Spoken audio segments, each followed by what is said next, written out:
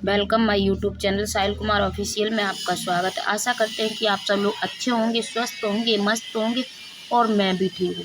आपसे निवेदन है कि इस वीडियो को लाइक करें और इस चैनल को सब्सक्राइब करें और अपना बहुमूल्य कमेंट देकर हमें मोटिवेट करें। तो चलिए आज हम वीडियो में बताएंगे श्री दुर्गा कीलक। तो चलिए स्टार्ट करते हैं दुर्गा कीलक और आप प्रेम पूर्वक सब लोग सुनिए। मार्कंडेय जी कहते हैं, विशुद्ध ज्ञान ही जिनका शरीर है, तीनों वेद ही जिनके दिव्य नेत्र हैं, जो कल्याण प्राप्ति हेतु हैं तथा अपने मस्तक पर अर्धचंद्र का मुकुट धारण करते हैं, उन भगवान शिव को नमस्कार है। मंत्रों का जाप जो अभिकीलक है, अर्थात मंत्रों की सिद्धि में विघ्न उपस्थिति करने वाले साप रूपी कीलक का जो निवारण करने वाला है, उस सप्तशती स्रोत को संपूर्ण रूप से जानना चाहिए और जानकर उसकी उपासना करनी चाहिए। यद्यपि सप्तशती के अतिरिक्त अन्य मंत्रों के जप में जो भी निरंतर लगा रहता है, वह भी कल्याण का भागी होता है। उसके भी उच्चाटन आदि कर्म सिद्ध होते हैं तथा उसे भी समस्त दुर्लभ वस्तुओं की प्राप्ति हो जाती है। तथापि जो अन्य मंत्रों का जप न करके केवल इस सप्तशती नामक स्रोत से ही देवी की स्तुति करते हैं, उन्हें स्तुति मात्र से ही सच्चिदानंद स्वरूपिणी देवी सिद्ध हो जाती है। उन्हें अपने कार्य को सिद्ध के लिए मंत्र, औषधि तथा अन्य किसी साधन के उपयोग की आवश्यकता नहीं रहती है। बिना जप के ही उनके उच्चाटन आदि समस्त अविचारक कर्म सिद्ध हो जाते हैं। इतना ही नहीं, उनकी संपूर्ण अभिष्ट वस्तुएं भी सिद्ध होती हैं। लोगों के मन में यह शंका थी कि जब केवल सप्तशती की उपासना से अथवा सप्तशती को छोड़कर अन्य मंत्रों उपासना से भी समान रूप से सब कार्य सिद्ध होते हैं, तब इनमें से श्रेष्ठ कौन सा साधन है।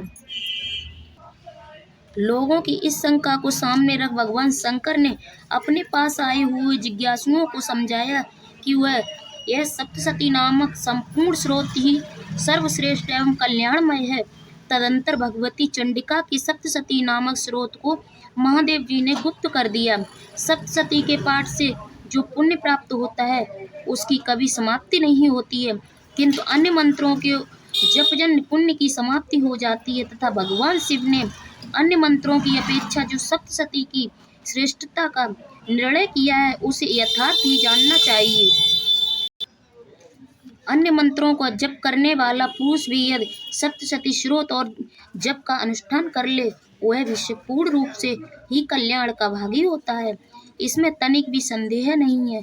जो साधक कृष्ण पक्ष की चतुर्थी अथवा अष्टमी को एकाग्रचित होकर भगवती की सेवा में अपना सर्वज्ञ समर्पित कर देता है और फिर उसे प्रसाद रूप से ग्रहण करता है, उसी पर भगवती प्रसन्न होती है, अन्यथा उनकी प्रसन्नता नहीं प्राप्त होती है। इस प्रकार सिद्ध के प्रतिबंधक रूप कील के द्वारा महादेव जी ने इस स्त्रोतों को कीलक कर रखा है। जो पूर्वोक्त रीत से निष्कीलन करके इस सप्तशती स्रोत का प्रतिदिन स्पष्ट उच्चारण पूर्वक पाठ करता है, वह मनुष्य सिद्ध हो जाता है, वही देवी का पार्षद होता है और वही गंधर्व भी होता है। सर्वत्र विचरते रहने पर भी इस संसार में उसे कहीं भी भय नहीं होता है, अपमृत्यु के बस में नहीं पड़ता है तथा देह त्यागने के अनंतर मोक्ष प्राप्त कर लेता है।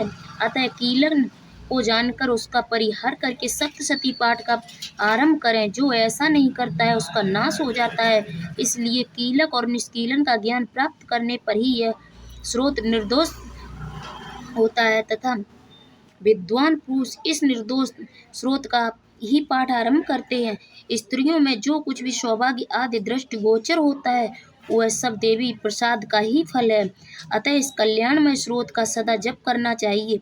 इस स्रोत का मंद स्वरूप से पाठ करने पर स्वल्प फल की प्राप्ति होती है और उच्च स्वर से पाठ करने पर पूर्ण फल की प्राप्ति होती है। अतः उच्च स्वर से ही इसका पाठ आरंभ करना चाहिए। जिनके प्रसाद से ऐश्वर्य, सौभाग्य, आरोग्य, संपत्ति, शत्रुनाश तथा परम मोक्ष की भी सिद्धि होती है, उस कल्याणमयी जगदम्बा की स्तुति मनुष्य क्यों नहीं करते हैं। तो ये था दुर्गा कीलक स्रोत। तो अगर मेरी वीडियो अच्छी लगी हो तो लाइक शेयर कमेंट ज़रूर करना और बेल आइकन प्रेस करना ना भूलें, जिससे कि मेरी वीडियो की हर एक नोटिफिकेशन आप तक पहुंचती रहे। तो मिलते हैं अगले वीडियो में।